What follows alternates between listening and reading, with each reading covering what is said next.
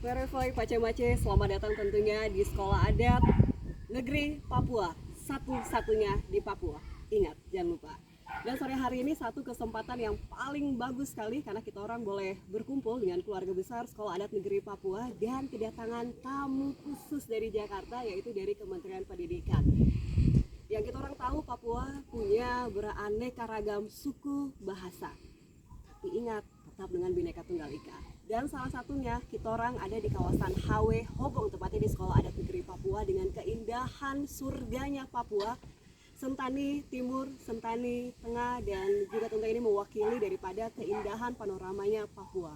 Papua surga yang sangat tersembunyi. Kurang lebih ada 300 lebih bahasa. Dan secara umum yang paling sedih dari lubuk kita sebagai generasi muda, anak-anak muda sekarang lebih mencintai budaya luar. Pertanyaan terbesar, dosa, salah siapa? Kita orang sudah melupakan kita orang punya budaya adat istiadat. Untuk itu kita orang boleh ke narasumber yang pertama. Kita sudah bersama dengan salah satu anak muda Papua yang dipercaya memimpin salah satu sekolah terfavorit di Kabupaten Jayapura, SMA Negeri 1 Jayapura, yaitu bersama dengan Bapak Daud Taime, SPD. Kita langsung sapa narasumber kita sore hari ini. Boleh kita berikan aplaus? Ya, ini satu pertemuan secara khusus. Kita ingin tahu mengapa SMA Negeri 1 Sentani boleh sanggup percaya diri untuk menjadi barometer pendidikan adat di tanah Papua, khususnya di Kabupaten Jayapura. Kita langsung ke narasumber kita. Selamat sore Bapak Daud Taime. Sore. Sehat. Sehat. Boleh menceritakan sejarah sinergitas kerjasama SMA Negeri 1 Jayapura menjadi salah satu barometer model untuk menerapkan pendidikan adat di Kabupaten Jayapura bersama dengan Sekolah Adat Negeri Papua. Satu kata kunci, mewariskan sebuah peradaban tidak bisa dengan cara lain, hanya dengan sekolah. Sekali lagi, untuk mewariskan sebuah peradaban, ya, tidak ada cara lain, hanya dengan sekolah. Mengapa demikian? Ini perenungannya. Bangsa Indonesia pernah mencoba dengan sejumlah kekuatan mereka untuk mengenal dirinya sendiri, berdiri di atas kaki sendiri yang disebut dengan merdeka itu. Tetapi coba lihat apa yang terjadi. Selama kurang lebih 3,5 abad mereka dijajah. Itu artinya timbul kesadaran nasional bahwa kita harus bangkit. Bangkit dengan cara apa? Hanya dengan cara bersekolah. Oleh karena itu, untuk memonumentalkan peradaban kita, sekali lagi tidak ada cara lain, hanya lewat sekolah. Semua adat istiadat kita yang kita lisankan itu, sekali lagi tidak ada cara lain, kita mesti lembagakan sehingga ini bisa kita wariskan kepada generasi kita yang baru. Karena kita tahu semua bicara soal adat istiadat itu biasa diwariskan secara lisan kepada kita. Oleh karena itu, saya sebagai manajemen sekaligus sebagai kepala sekolah SMA Negeri 1 Sentani, tapi juga di komunitas sekolah adat atau otoritas sekolah adat negeri Papua sebagai manajemen kurikulum. Saya ingin mengatakan kepada kita semua, bukan saja orang Papua, karena sekolah ini memang pelangi, bahwa sekolah ini disumbangkan untuk Indonesia yang besar itu, Indonesia yang raya itu. Jadi untuk kita mau memonumentalkan peradaban kita, sekali lagi saya menggarisbawahi, tidak ada cara lain. Tidak bisa kita menggunakan cara-cara bercerita di ruang-ruang mana saja. Kita merayakan apa yang kita punya. Cara lain yang harus bisa kita gunakan adalah mewariskan peradaban kita hanya lewat sekolah. Oleh karena itu kepala sekolah mengambil inisiatif ini. Untuk tingkat dasar sudah kita lakukan beberapa tahun yang lalu. Kali ini kita masuk di lingkup yang sedikit ke atas. Satuan pendidikan pertama, menengah pertama, lalu sekarang satuan pendidikan menengah atas. Dengan demikian saya percaya bahwa hanya dengan cara ini kita bisa mewariskan peradaban kita. Dan lebih dari itu, anak Indonesia se-Indonesia tidak akan jadi lagi orang lain di negerinya sendiri. Mulai dari Sabang hingga Merauke. Itu kata kuncinya, supaya kita tidak menjadi orang lain di tanah air kita sendiri. Terima kasih. Baik, berikan aplaus yang meriah untuk Bapak David. Taime, Arai, Ana, Pace, Mace, masyarakat Papua, ingat peradaban berawal dari sekolah. Masih tentang sekolah, Sekolah Adat Negeri Papua kurang lebih sejak 2017, suka, duka, tidak mudah untuk berdiri kokoh hingga 2023. Kita langsung saja sapa Direktur Sekolah Adat Negeri Papua, yaitu Bapak Origenes Monim. Hoi, mari. Hoi, onomi, Hai. terima. Sekolah Adat Negeri Papua satu-satunya di Papua. Kunjungan Kementerian Pendidikan bukan yang pertama kali, tapi sudah beberapa kali menjadi role model, bisa dikatakan kurikulum Merdeka pun ini termasuk di dalamnya, dan role model untuk di tanah Papua. Tidak mudah untuk berdiri. Suka duka boleh Bapak Origenes Monim ceritakan tentang Sekolah Adat Negeri Papua ini. Ya, baik. Sekolah adat ini pertama muncul karena melihat perubahan teknologi terkini semakin cepat. Nah, dengan pengaruh teknologi tersebut, generasi muda akhir-akhir ini banyak yang kehilangan identitas, kehilangan jati diri, kehilangan profil dia sebagai anak dari suku mana, dari daerah mana, dari mana dia berasal.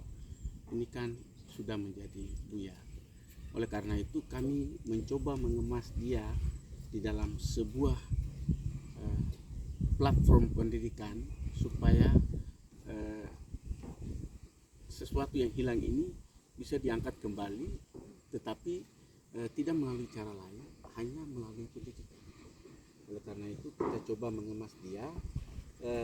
Awalnya itu sebenarnya kami mengurus sanggar seni. Dalam sanggar seni itu ada beberapa bidang yang kami bentuk, bidang hitam, kuliner, nah, itu ada bidang yang mengurus tentang pendidikan adat. Nah, di pendidikan adat inilah yang kita coba mengemas dia, mengembangkan dia sampai jadi sebuah lembaga pendidikan yang hari ini menjadi sekolah adat. Menanggapi disampaikan oleh Pak Daud Taime bahwa semua peradaban di dunia, bukan hanya Papua, kami rasa ya, itu mulai dari sekolah. Ada pepatah mengatakan sekolah bukan hanya di bangku yang formalitas. Kita boleh sekolah dimanapun sekolah dengan alam, bahkan maaf kata kita boleh mungkin sekolah juga dengan orang-orang tua kita yang ada di luar sana. Bagaimana menurut Anda dari sistem pendidikan adat yang ada di sekolah Ya, adat negeri Papua? yang pikiran mendasar buat kita di pendidikan adat, pengembangan pendidikan adat di Papua, sebenarnya leluhur kita kan tidak pernah mengenal yang namanya dunia pendidikan, tetapi mereka lebih sejahtera hidup. Tetapi ketika kita mengenal pendidikan terkini, malah kita lebih tidak, hidupnya rasa tidak nyaman begitu. Nah, ini yang saya terinspirasi. Lalu bagaimana kehidupan mereka dulu tanpa pendidikan? Apa yang membuat mereka, apa yang mendidik mereka ketika itu? Nah, dari situ saya menarik kesimpulan bahwa yang mendidik mereka adalah lingkungan di mana dia hidup. Dengan potensi yang ada di sekitar, dia itulah yang mendidik dia untuk menempah dirinya. Dia bisa hidup dari situ tanpa sekolah pun, dia bisa sekolah. Ya, saya pinjam kata-kata si siapa di Bosen siapa, beliau bilang tidak sekolah juga orang bisa hidup. Nah itu, tapi kita harus sekolah juga. Nah oleh karena itu jangan kita mengabaikan itu hal-hal yang itu sudah tinggalkan belakang, tidak peduli tangan.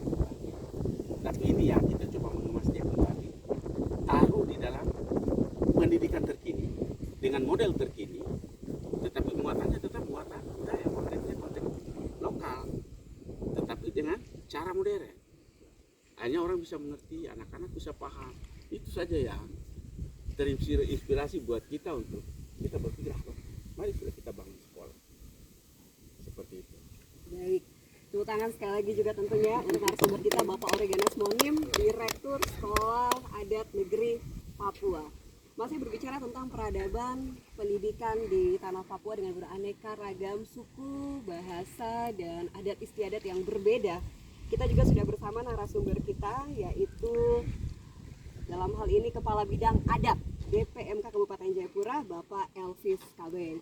Halo Bapak, sehat? Nah, kita menyambung, disampaikan Bapak Daud Taime bahwa ingat peradaban dimulai dari sekolah. Dari Direktur Sekolah Adat Papua sendiri mengatakan kita boleh sekolah tanpa sekolah, tapi pendidikan itu yang paling utama melalui lingkungan sekitar kita.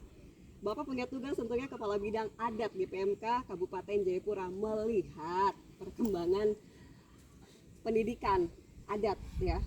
Kan ini sudah prosesnya sebenarnya panjang. Sekolah Adat Negeri dari 2017 untuk Kabupaten Jayapura sudah menjadi role model Sekolah Adat Negeri Papua loh Pak ya, bukan Sekolah Adat Kabupaten Jayapura. Ini namanya berat, tanggung jawab berat sama Bapak ini. Ini komitmen Bapak dulu ini untuk tutup tahun 2023 tentang pendidikan adat masyarakat Kabupaten Jayapura nih Pak. Bagaimana? Silakan. Jadi sekolah adat itu urusan nomenklatur namanya negeri atau apa itu kan urusan lain. Yang penting sekolah adat itu nuansanya ada dalam kehidupan kompleks. Itu biasa juga disebut dengan kesatuan hidup setempat. Kesatuan hidup setempat itu secara sistematis itu dia sudah hidup memang sesuai dengan apa yang kita sebut dengan kearifan lokal itu. Jadi dia secara kearifan lokal sudah membentuk manusia, mendidik manusia secara alam. Dia kan sekolahnya dari alam begitu. Adatnya juga tumbuh dari itu. Tapi kan selama ini yang kita perhatikan itu strukturnya, terus dalam struktur ada kelembagaan juga, lembaga-lembaga kecil itu yang kita sebut yoho, terus ime itu bisa yoho dalam komunitas klan marga itu toh. Tapi ada juga ime itu yang cuma terdiri dari mama, bapak dan anak-anak. Itu kelembagaan paling kecil. Tapi justru pendidikan awalnya muncul di dalam rumah tangga, di dalam keluarga inti itu, di lembaga kecil itu. Tapi kalau sekolah adat sudah mulai, berarti ini ada dasar untuk menggali kembali apa yang sudah hilang tadi Direktur katakan itu. Yang penting ada semangat untuk bangkit, menggali, dan pastilah yang lain ikut. Walaupun di tengah-tengah modernisasi ini kan banyak yang berkembang, banyak perkembangan yang urasnya terjadi akulturasi begitu. Tapi bagaimana adat ini bisa tetap eksis, membawa komunitasnya untuk tetap bersatu dengan semangat untuk menggali kembali dan membangun. Itu intinya. Baik, satu lagi Pak, ini tadi berarti Bapak juga sepakat ya disampaikan oleh Abu Reganis Monim, Direktur Sekolah Adat Negeri Papua, budayaku jati diriku. Pertanyaan tadi saya sampaikan dari awal adalah dosa dan salah siapa seperti judul lagu. Apakah memang sudah punah budaya adat istiadat Sentani di anak-anak muda Sentani sampai harus wajib atau ini harus punya sekolah adat sendiri begitu Bapak, bagaimana?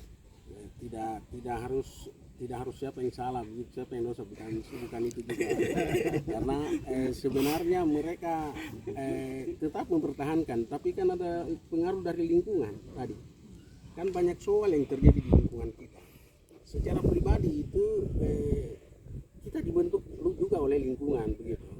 Banyak soal yang mendorong pribadi-pribadi orang itu terpaksa harus berubah, menyesuaikan diri dengan lingkungan gitu. Karena itu yang tadi saya bilang akulturasi itu juga mendesak komunitas ini harus menyesuaikan diri begitu. Karena itu ada yang biasa kita sebut kearifan lokal itu umum, karena ada nilai dari yang akulturasi itu ada penyesuaian itu yang kita sebut dengan akulturasi. Tapi ada yang namanya kearifan lokal tradisional. Kearifan lokal yang tradisional itu sudah pasti adat begitu. Sudah pasti adat dan apa struktur yang ada ini dalam komunitas Sentani ini, komunitas adat Sentani ini dia harus berpikir lebih luas, lebih kompleks lagi, bukan soal struktur saja. Kan selama ini kan pikirnya adat itu struktur itu ondafolo, ose, siapa lagi ke bawah itu, nah kita pikir itu, terus semua pikiran tertuju ke situ. Apalagi soal penguasaan wilayah, hak-hak tanah, kalau sudah bicara soal itu pasti bicara struktur, begitu. Karena ada nilai baru tadi. Tanah itu sekarang bukan tanah komunal lagi. Tanah itu sekarang nilainya sudah berubah.